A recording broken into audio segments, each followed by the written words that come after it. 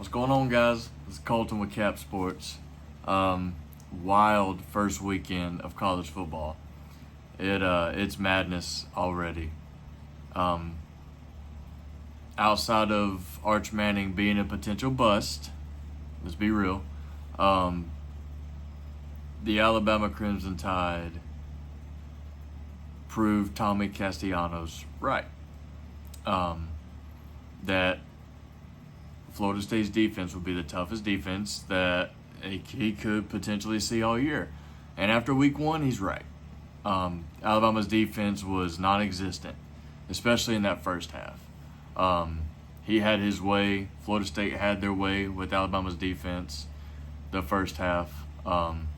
Broken tackles, missed assignments, not putting any pressure on Castellanos. They did anything and everything they wanted to do in that game in the first half. Second half, obviously, they came around a little bit, started getting some stops, started getting a little bit more pressures. We're going to go half by half. So my first half breakdown, defense was shit. Bottom line, just didn't even get off the plane in Tallahassee.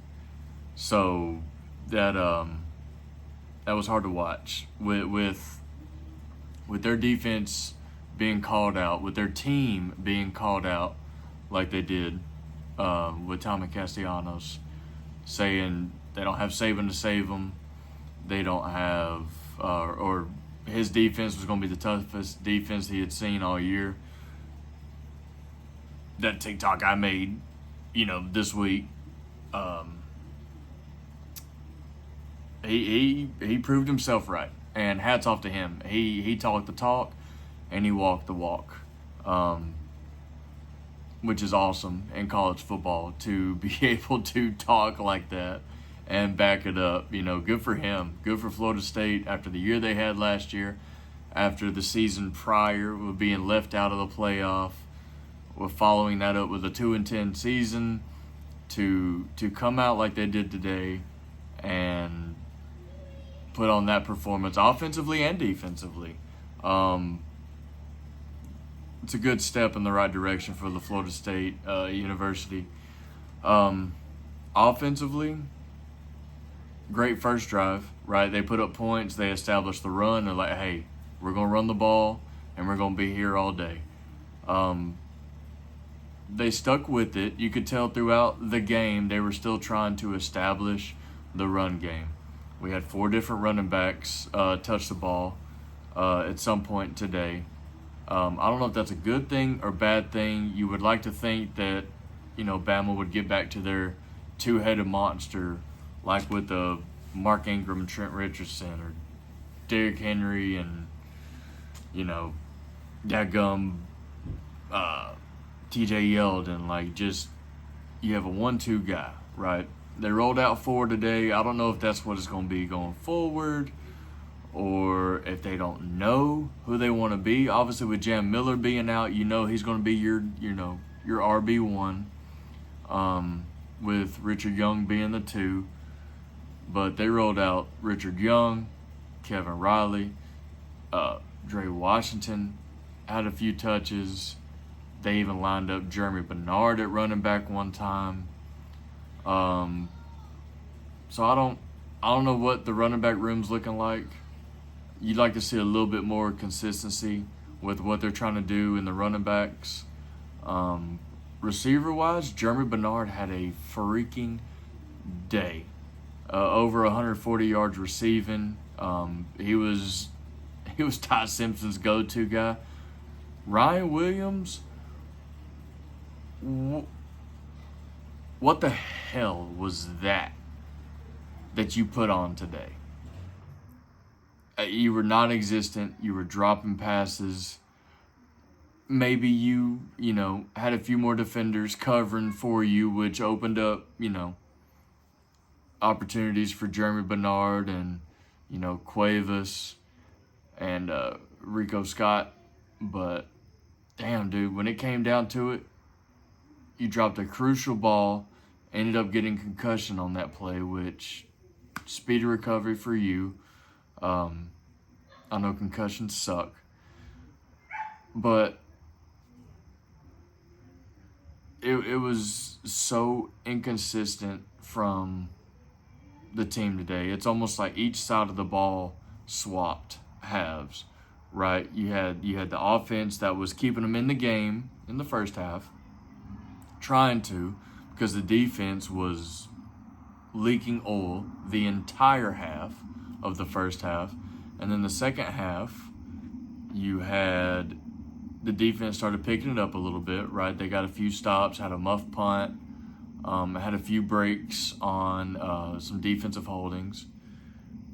And the offense kind of stalled out a little bit. So it was tough. You could tell the offense still tried to do, they still tried to run the ball a little bit, tried to establish the run and show that it was still there, that they were still able to do that, but they were playing catch up the whole time because the defense just couldn't stop Florida State. Even with the missed opportunities that Florida State had, even with the muff punt, I don't think we scored any points on that muff punt. And we only kicked a field goal after they had the defensive holding call on Ryan Williams. So it just, with little opportunity that Florida State, gave Alabama didn't capitalize. And there was still moments in that game where Bama had a chance to make it a game or potentially win. So it was tough to see. There was a lot of inconsistencies on the defense. Offensive line at times was a revolving door.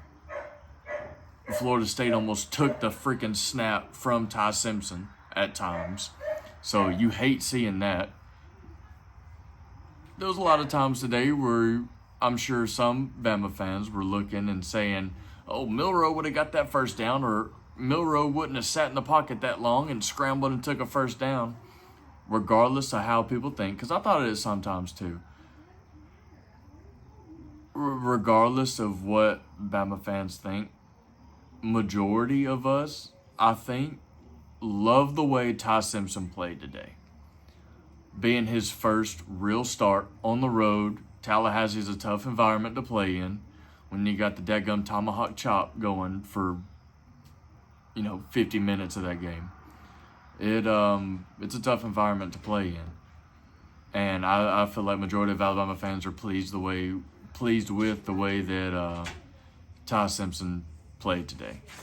He stood in the pocket, delivered a lot of really good balls, and he looked like a legit quarterback today, which is great seeing going forward. He stood in the pocket, delivered a lot of good balls. Needs to learn a little bit of touch on some of those intermediate and short passes. But overall, I feel like Ty Simpson had a really good day today. Didn't turn the ball over, which is huge.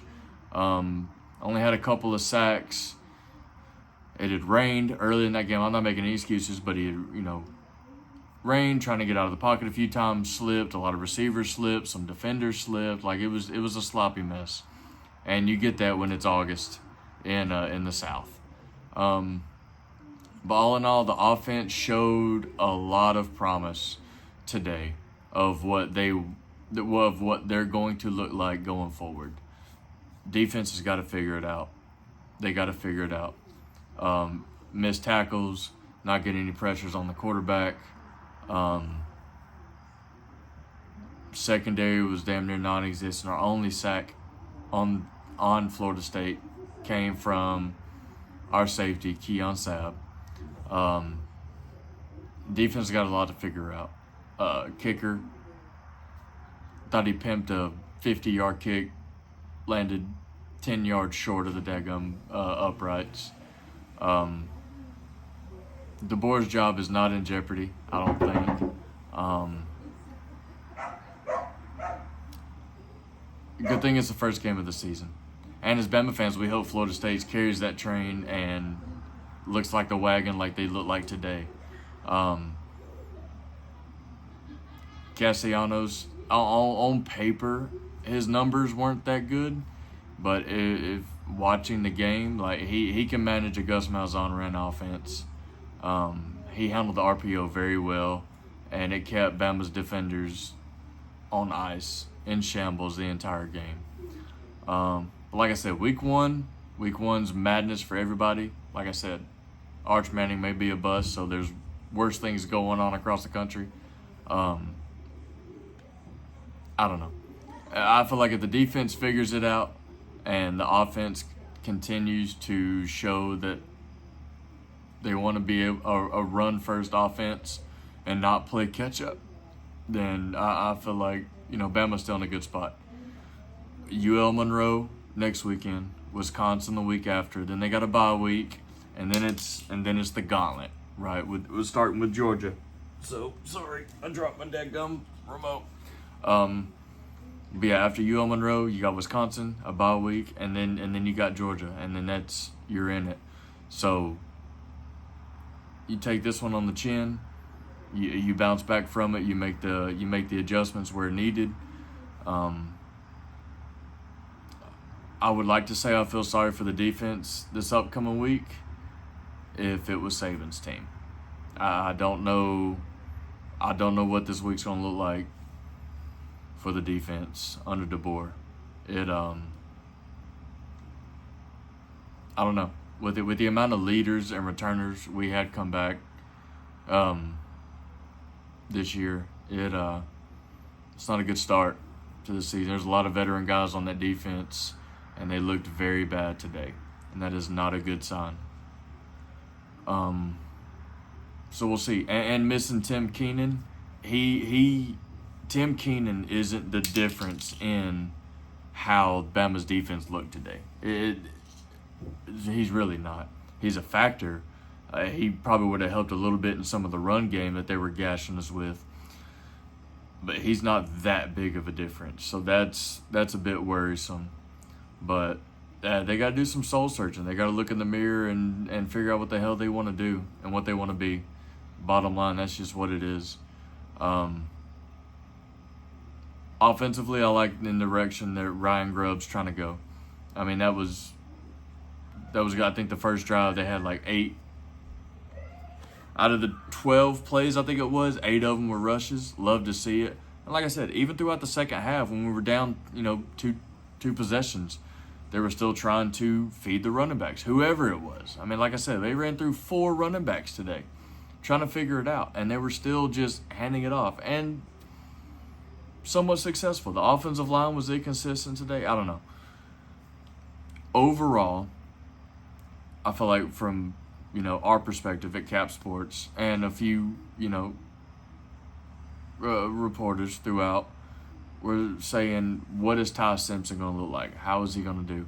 I feel like Ty Simpson did really good today. And I don't think that's being biased. I think that's real. Ty Simpson looked really good today to be his first legit start. I feel like he really did good, and I'm excited to see what he looks like going forward. There was a few questionable calls as far as like, 4th down scrambling, whether he should throw it or run it. You fix that on film, right? And that's just as the season goes on, you get more comfortable with your guys, you get more comfortable with your legs, you're more confident. I was very impressed with Ty Simpson today, and I like the direction that Ryan Grubb's trying to go with this offense. Defense has got to figure it out, and quick. We will talk more about this upcoming week on Cap Sports at YouTube. We will be live. I made notes throughout the game as far as like key moments throughout, offensively and defensively, that we'll kind of hone in a little bit harder on for the episode, and we'll talk about other games too. I'm currently I got the LSU Clemson game going on in the background. We'll talk a little bit about Texas, Ohio State, and a few other the top matchups that's still yet to be played this weekend for Sunday afternoon games. But I just want to come on here and kind of give my not immediate thoughts about the Alabama-Florida State game, because it's been it's almost 10 o'clock, so I had a few hours to sit on it. But that's just I feel like overall reaction from my perspective, and I feel like several Bama fans may have the same thoughts that I do, I think DeBoer's job's still safe. Facebook was a madhouse this afternoon and during the game. DeBoer's job is safe. He's not going anywhere right now. Got to get that defense fixed, man. That wasn't Alabama defense. That's not what we're used to seeing. And after the year they had last year, with being a pretty big question mark, ending the year to start out this year with that same big-ass question mark, that's not a good start to your second season. But full confidence, full faith, they'll right the ship. And maybe Florida State's just a wagon, right? They could be the dadgum the best team in the country. Only time will tell with both teams.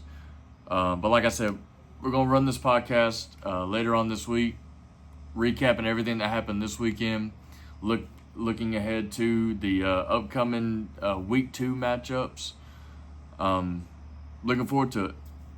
Come watch us, come follow on, come chime in the comments.